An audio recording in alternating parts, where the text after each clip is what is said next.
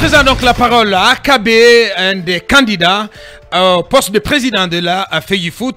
Et c'est le congrès du 25 novembre qui les départagera, les 4 candidats. Est-ce qu'il est le candidat idéal pour occuper la présidence de la FEGIFOOT et en quoi on doit lui faire confiance? Akabe et son staff qui ont élaboré tout un programme sur lequel nous allons l'interviewer dans un instant, ici et maintenant plutôt. Akabe, bonjour et bienvenue. Bonjour Abakar, bonjour à vos millions d'auditeurs et téléspectateurs. Le plaisir de vous recevoir. Monsieur Akabe, futur président de la FEGIFOOT, est-ce que vous y croyez sincèrement? J'y crois sincèrement et fermement. Mais tout d'abord, je tiens à te féliciter. Merci bien. Ainsi que toute votre équipe. Je sais les souffrances que tu as eues pour créer cette chaîne. Ouais. Et je me rappelle même... un jour, tu m'as dit, Akabe, ce couloir-là est difficile, mais il est incontournable. Bien. J'ai pas oublié du ça. côté de la cité. Voilà. Bien Comme entendu. quoi, l'homme, c'est la conviction. Bien entendu. Donc, merci, merci Akabe pour ces mots. Donc, félicitations. Bien. Et encore, Bien. et comme quoi, le hasard n'est pas chez moi, Bien. n'existe pas chez moi. Je suis ici aujourd'hui, vous êtes sur le bouquet Canal+. Bien. Donc, encore une fois, Allez, félicitations. une belle coïncidence. Hein. Voilà. Donc, Allez, Allez voilà. Ouais, pour commencer, on va commencer avec voilà, notre journaliste sportif Yacouba du service des sports, qui est avec nous sur ce plateau pour mener cette interview. Allez, bonjour Yacouba. Bonjour DG, bonjour à tous, Ouais. bonjour Président, comme on l'appelle. Bientôt le congrès de la Fédération guinéenne de football. 4 candidats en lice en attendant la validation du comité ou de la commission électorale. Alors aujourd'hui, comment Akabe se prépare pour affronter cette élection, ce congrès tant attendu par les observateurs du football guinéen? Et est-ce que vous pensez, voilà, question subsidiaire, que toutes les conditions sont réunies à date pour aller sereinement à ce congrès? Oui, tout à fait. Mon équipe et moi... Dans le micro, s'il vous plaît. Mon équipe et moi, Bien. nous travaillons depuis plusieurs mois maintenant. Parce que quand j'ai compris qu'il allait y avoir cette situation, je me suis mis à travailler de mon côté aussi. Donc franchement, c'est vrai que les candidatures n'ont pas encore été validées, chose qui retarde par exemple notre déplacement à l'intérieur du pays. On avait fait tout un programme où vous en savez encore un peu plus. Ouais. Et c'est ça qui, bon, pour l'instant, on veut dire qu'il est un peu retardé par rapport au déplacement à l'intérieur du pays pour aller discuter, aller trouver ces membres statutaires qui sont à l'intérieur du pays dans leur zone, dans leur quotidien, Ouais. pour aller leur parler. Et ça, je pense que même si on a par après 4 ou 5 jours, on tâchera à se déplacer pour aller leur expliquer davantage notre programme. Parce que notre programme, c'est leur programme à eux. Ouais. C'est parti pour leur indépendance. Bien. À part cela, vous pensez que on s'achemine, on va vers un congrès dont la transparence est garantie?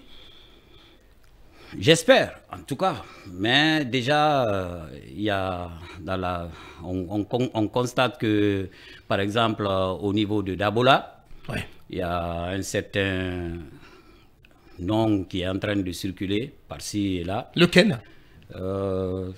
Vous verrez, il n'y a pas longtemps, parce que il habite à Conakry. Tout le monde sait qu'il vit à Conakry. Comment il peut être élu à Dabola? Ça, c'est déjà un problème au niveau des districts. Vous parlez de Mounia. Comment? Vous parlez de Mounier, qui a été élu président du district. Non,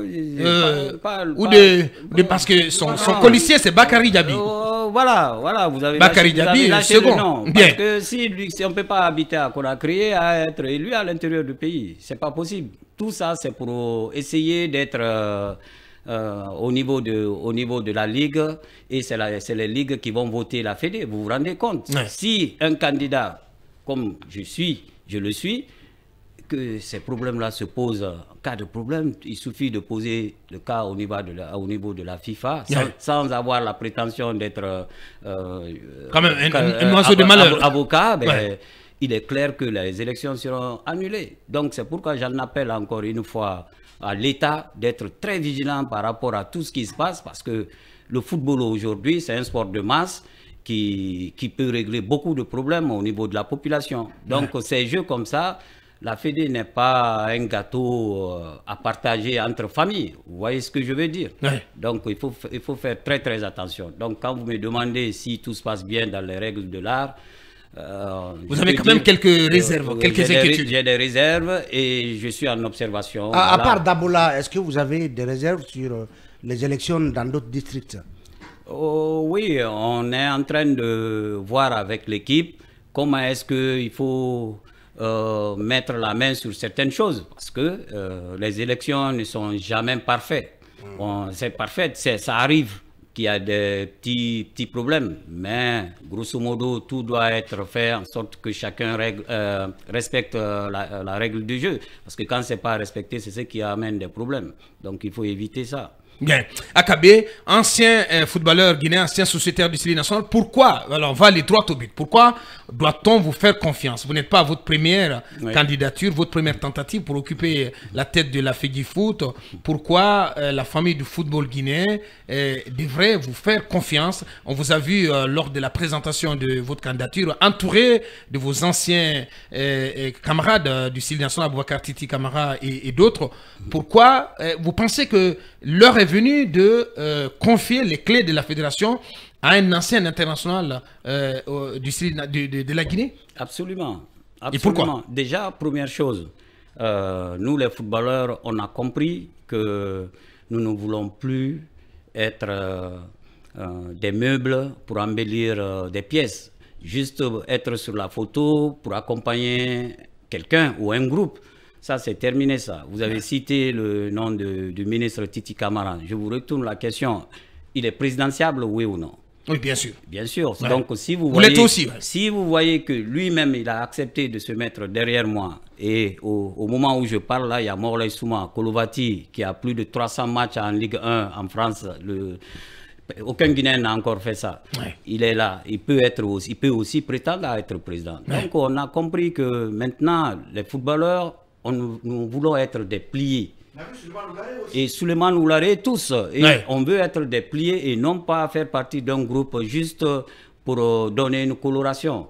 Et ça, je veux être président parce que tous ceux-ci-là me font confiance et ils savent que j'en ai la capacité. Et moi-même, depuis 2015, vous avez dit, j'ai mûri, mon équipe et moi, réfléchi et conçu tout ce qu'on veut mettre en place. Vous n'êtes pas sans savoir que j'étais conseiller au sein même de cette institution. Tout à fait, auprès de M. Antonio Soiré. Auprès de M. Soiré.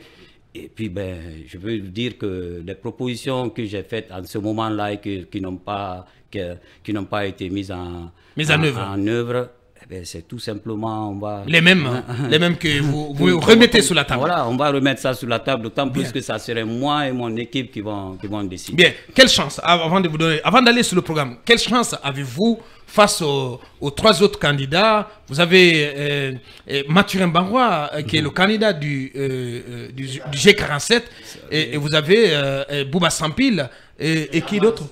Et voilà, et Almami. Vous savez, bon, la chance que j'ai, c'est parce qu'on parle football. Je suis footballeur. J'ai été footballeur. Je sais ce qui se passe dans la tête d'un footballeur. Les autres là ne le savent pas. Vous êtes le seul footballeur, hein? Je suis le seul du métier. Du métier parmi les quatre candidats. Et on parle football. Les quatre têtes de liste. On parle de la gestion de football. On peut parler de la gestion, c'est parce qu'il y a les footballeurs. Tout ceci là comme truc, c'est parce qu'il y a les footballeurs. S'il n'y avait pas les footballeurs, on ne parlera pas de dirigeants. On est bien d'accord. Donc, les expériences que j'ai emmagasinées à travers à l'étranger, à l'international, et aussi le temps que j'ai passé ici en tant que dirigeant déjà au niveau de cette institution, je connais les lacunes qu'il y a, par exemple au niveau de la gouvernance et tout, la rigueur qui manque là-bas et le professionnalisme et tout ça. Eh bien, bon, nous, on essaiera de corriger tout ça. Donc, les autres, ils peuvent parler football, mais ils n'ont jamais pratiqué football.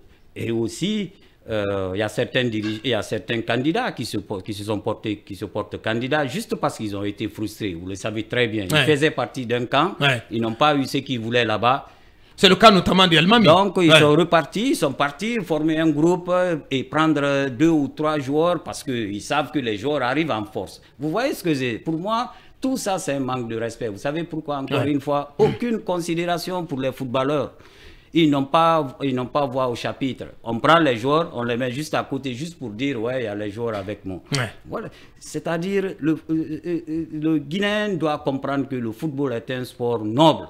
Quand quelqu'un s'est battu pour son pays, il faut le respecter. Nous, depuis l'âge de 15 ans, on représente le drapeau guinéen. Au jour d'aujourd'hui, on a décidé de prendre notre destin en main. Et ça, j'ai la ferme conviction que nous allons y arriver avec l'adhésion des membres statutaires, parce que, comme je l'ai dit tantôt, ils ont comment on appelle ça, le pouvoir de transmettre la volonté de la population. Parce que le statut leur permet ça.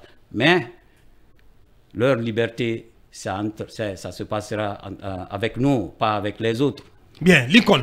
Alors, Blaise Camara, de cette émission, disait que vous connaissez tous Abdou. Abdou, il se bat pour ce qu'il veut et il obtient ce qu'il veut. Sur le terrain, en tant que capitaine du Sili national, il pleurait, rassemblait ses amis pour pratiquement gagner. Ça veut dire que Abdou est incontrôlable. Footballeur professionnel, capitaine du Sili. Aujourd'hui, il y a des joueurs, des anciens joueurs qui ne vous soutiennent pas, même si vous avez Titi, Kolo, Suleiman Oularé. D'autres joueurs sont allés avec d'autres candidats. Comment expliquez-vous cela? Oui, la vie est un choix. Je vais vous Une question d'intérêt. La vie est un choix. Aujourd'hui, même, je vous dirais mieux même ceux qui ne sont pas avec nous, je sais qu'on est dans le même esprit.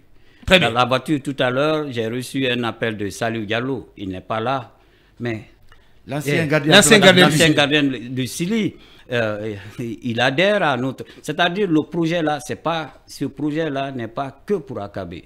C'est pour tout le football guinéen, mais les footballeurs doivent être au centre. C'est-à-dire tout le monde ne pourra pas être dans les bureaux. Il va y avoir des stadiers, on va les former. C'est ça le problème aussi. Quand un footballeur postule quelque part, on dit non, il n'est pas formé, il n'a pas de bagage intellectuel. Mais tout le monde ne peut pas être dans les bureaux non plus. Et qu'est-ce qui a le devoir de former ces joueurs-là? Ce n'est pas la Fédé, parce que l'argent vient pour ça. Il faut les former. En tout cas, ces anciens-là, ceux qui veulent être entraîneurs, iront se former par rapport aux métiers qu'ils voudront. En tout cas, tous les métiers qui seront liés au football, on mettra un accent sur la formation. Bien. Mais les footballeurs, les anciens, auront vraiment leur mot à dire.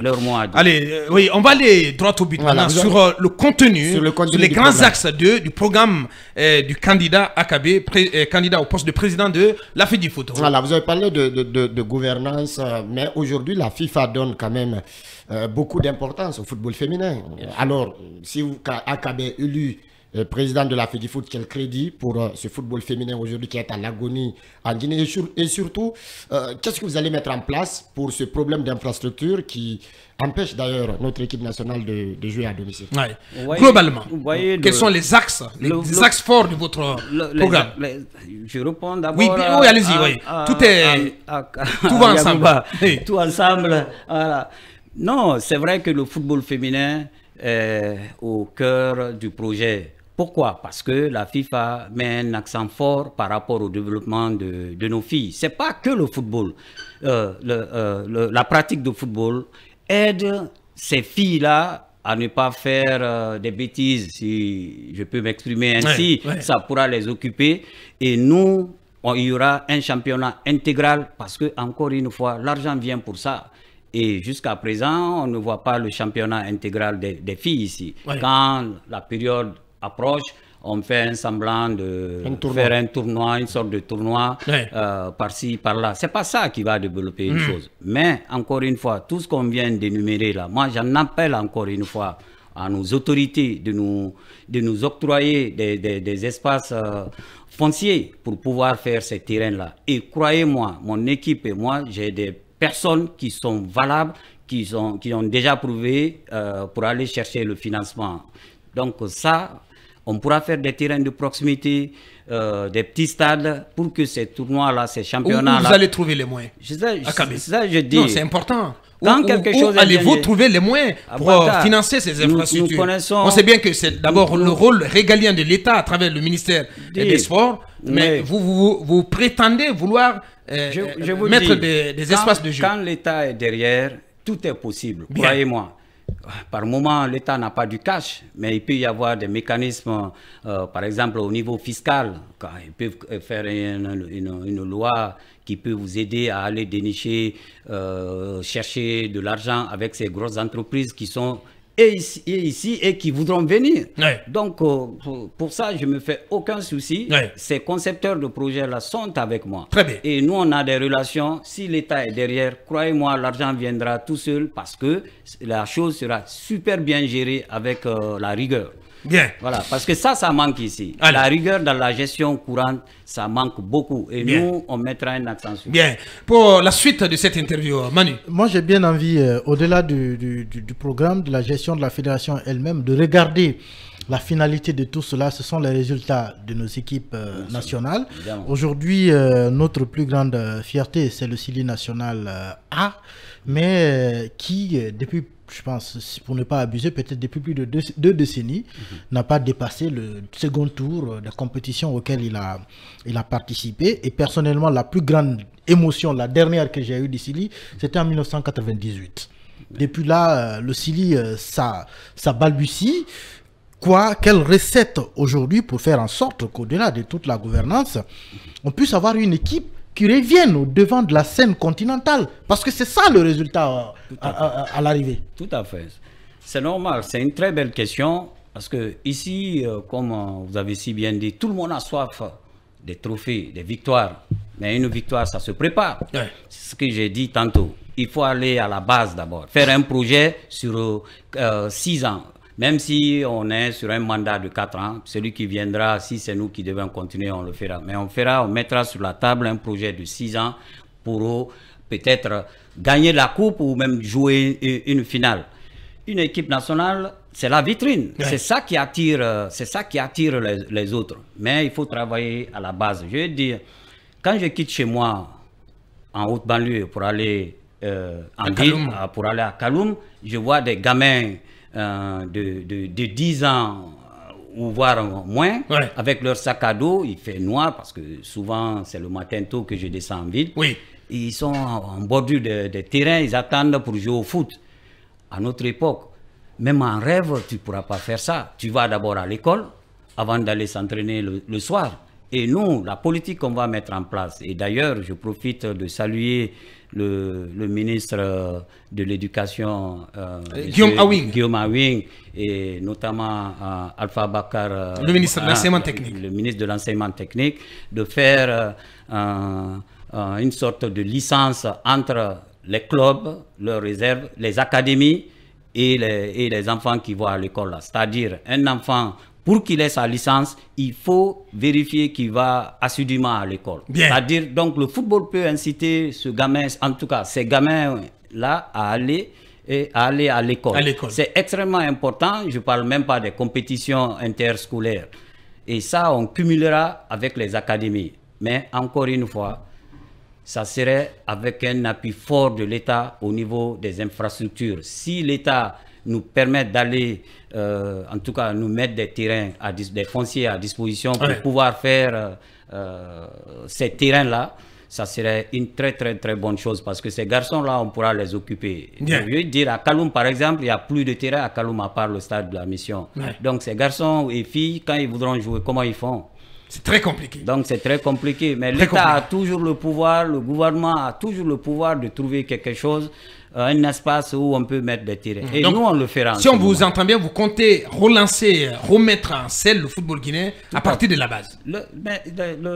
C'est le devoir d'une fédé. Une fédé, c'est pas pour faire du business. C'est pourquoi quand je vois tous ceux-ci se battre pour faire... Parce que vous pensez que jusqu'ici, on a fait du business à la fédé? Parce que ceux qui veulent être là-bas veulent faire du business. Tu ne peux pas être président de club et président de la fédé. Vous avez vu ça où?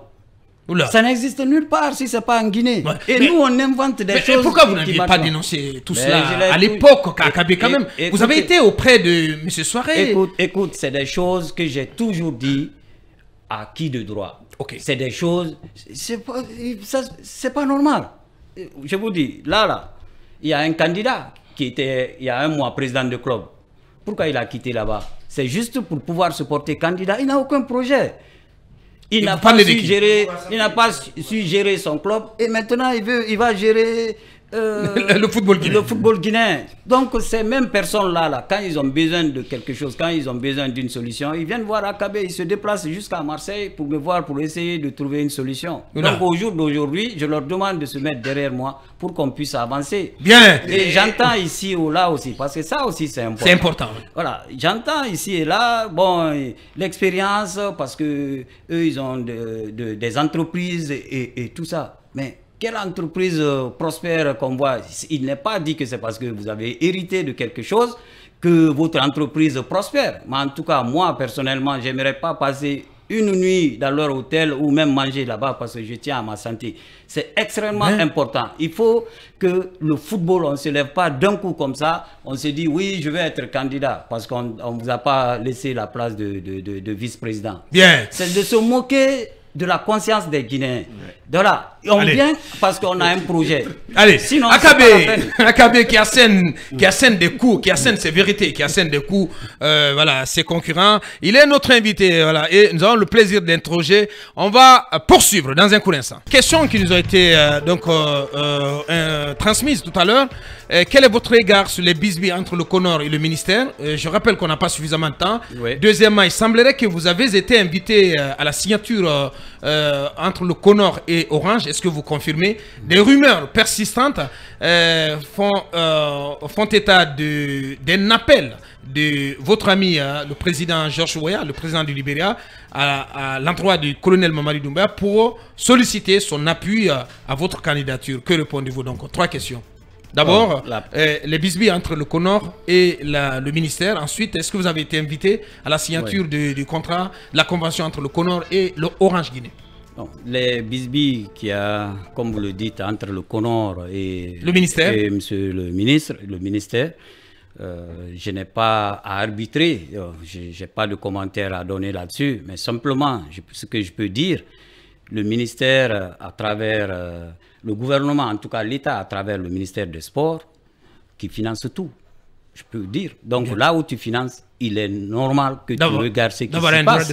Là, il doit avoir un droit de regard, tout simplement. C'est normal. C'est le ministère qui paye les billets d'avion, les primes, les salaires des entraîneurs et tout. Donc, que le ministère ait envie de voir ce qui s'y passe au sein de cette institution, c'est normal. Bien. Vous étiez à la signature et à le CONOR, dans son courrier qui dit ceci, la présidente, vous dites, s'adressant bien entendu au ministre Béa, vous dites que vous n'étiez pas informé de cette signature. Or, nous avons adressé une invitation à vous, ainsi qu'aux 4 têtes de liste pour l'élection du comité exécutif. J'ai été bien invité, j'ai reçu le courrier.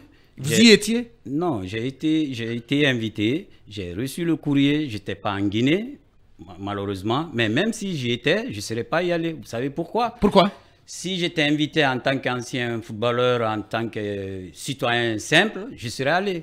Mais là, je suis concerné, en tout cas, ce qui va se passer dans le futur. Parce que si je suis élu, ce contrat-là, mon équipe sera obligée de regarder ce qu'il y a à l'intérieur. Donc, je peux aller à une invitation.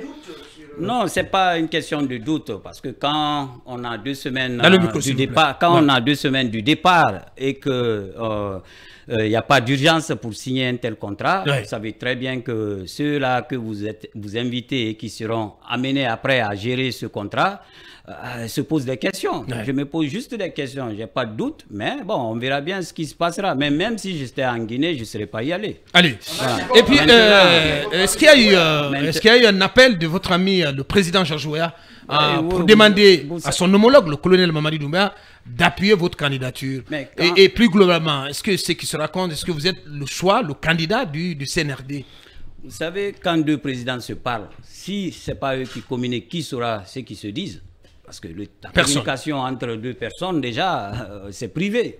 Moi, je n'ai pas d'informations par rapport à ça. Et puis, vous n'êtes pas sans savoir que le président Weah est en pleine campagne. Aujourd'hui même, il vote. Il a ses soucis là-bas, déjà, qu'il doit gérer.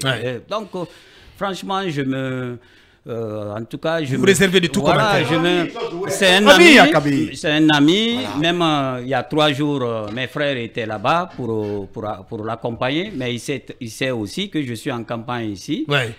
Je ne peux, pour la seule fois qu'il se porte candidat, que je ne reste pas avec lui, c'est cette fois-ci. Parce que moi-même, il comprend que La Guinée, ça se négocie. Vous-même, vous êtes pas, dans la course, dans la bataille. Donc, Oui, il n'y a pas de Guinéen. Oui, Talibé n'a pas instances, posé les questions. Et je profite de lui faire des prières et pour qu'il soit réélu parce que c'est quelqu'un qui aime beaucoup son pays, qui aime les Africains. Bien. Et c'est l'ami de toute la Guinée, pas seulement moi, Ouais. même Koulou qui est assis là-bas, les Titi, les autres. En tout cas, il a beaucoup d'amis ici. Bien. Pas que Oui, moi. Talibé. Ouais. Que répondez-vous à ceux qui pensent que vous êtes plus ou moins défavorisés par rapport aux 3 autres concurrents qui ont des moyens? Parce que le football et même ces élections, beaucoup pensent qu'il y a des motivations financières derrière. Ouais. Vous savez, ça, Beaucoup pensent que les voix sont achetées. oui, je vois ça comme un manque de respect pour les membres statutaires.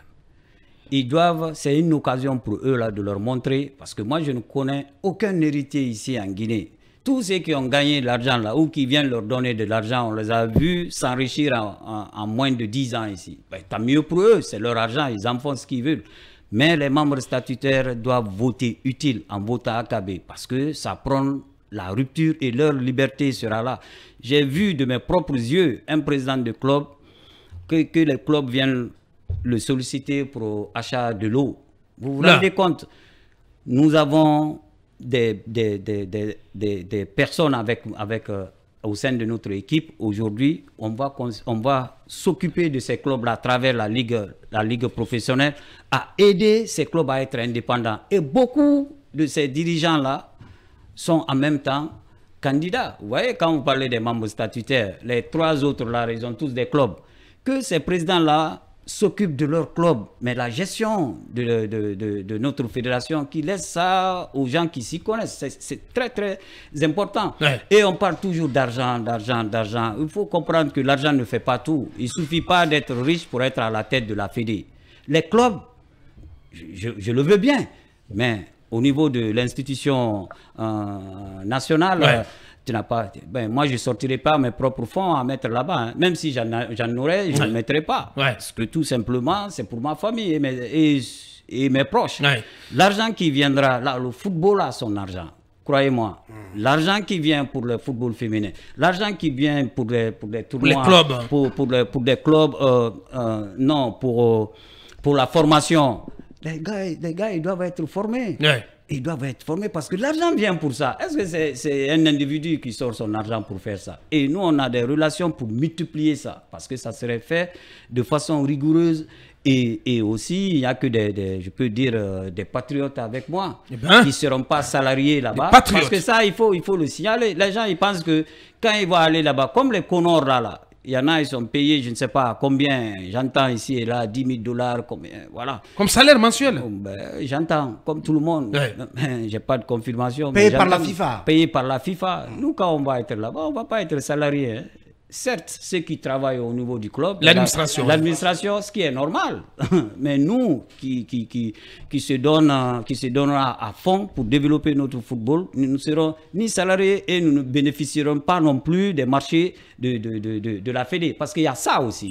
Je vois sur la liste des adversaires, certaines personnes, ils se battent juste pour ça, pas pour nous développer notre football. Pour avoir des marchés. On n'a plus que 2 minutes. Hein, parce que nous devons recevoir notre dernier invité. Oui, il n'y a pas de Guinéens instances internationales, en 2 minutes. Notamment à la CAF et à la FIFA.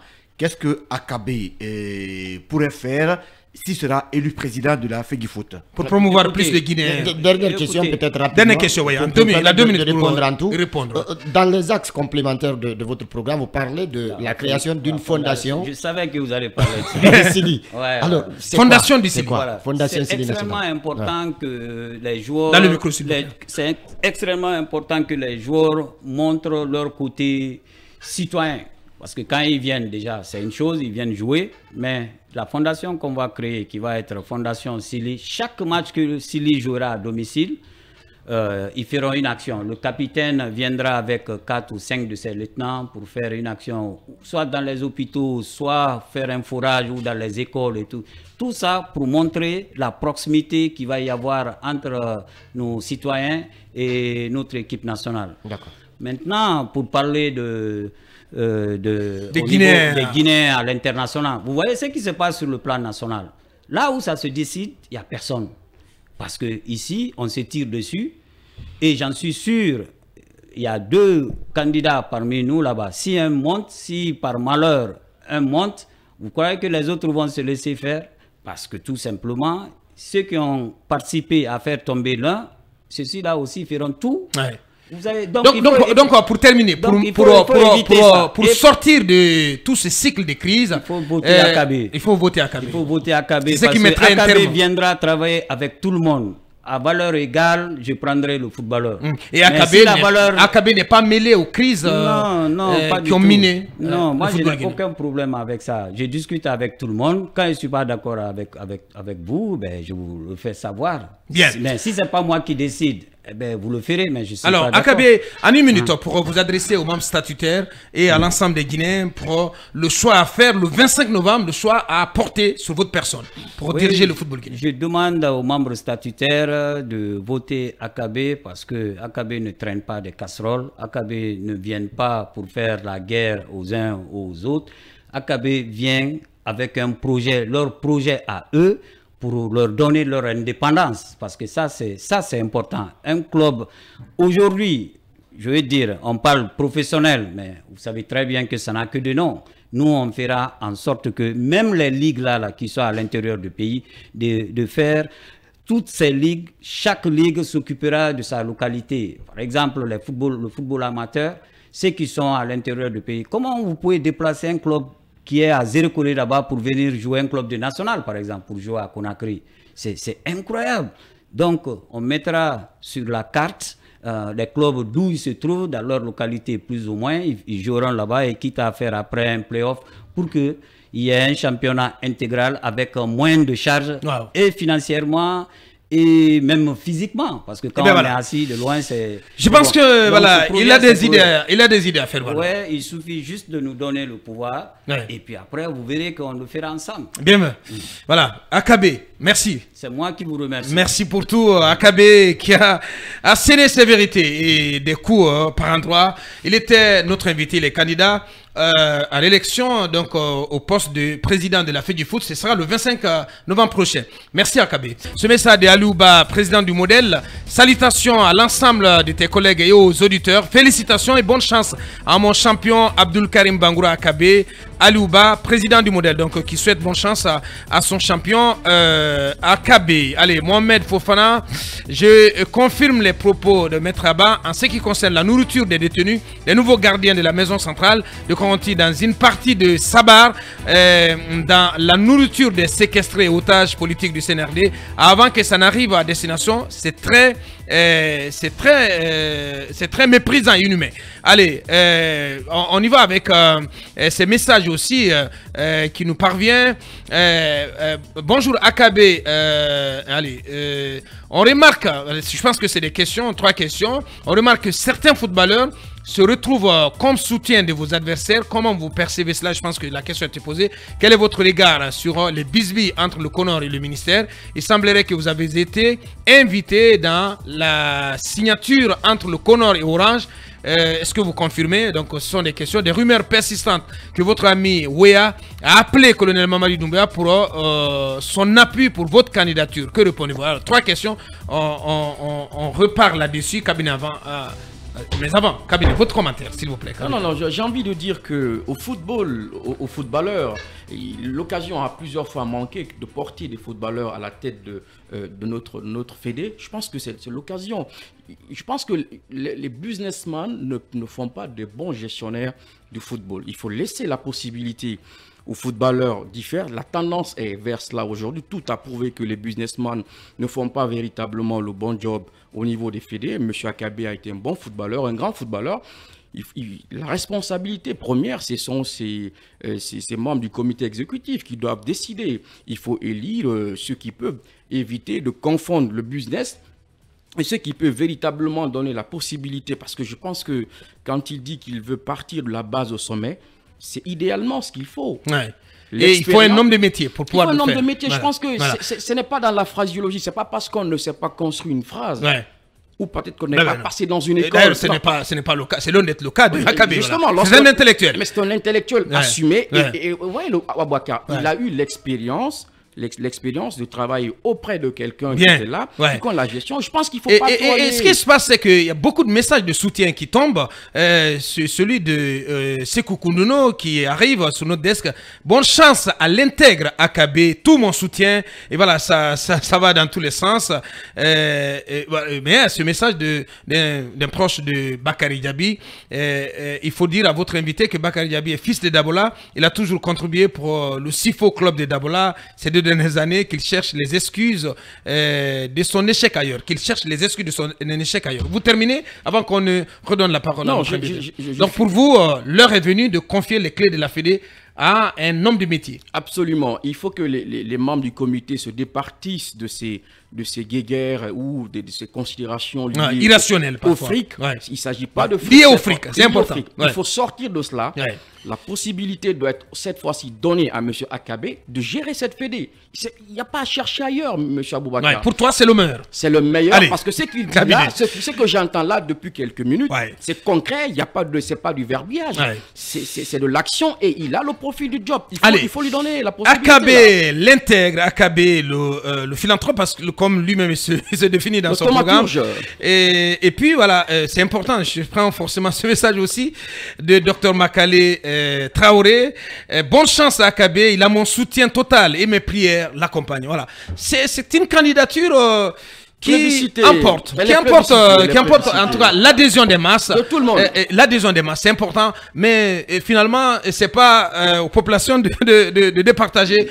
Et c'est pour cela que nous en appelons à la responsabilité de ces membres statutaires. Voilà, il faut rompre avec les considérations irrationnelles liées au fric. Voilà, je rappelle, je prends ça de cabinet.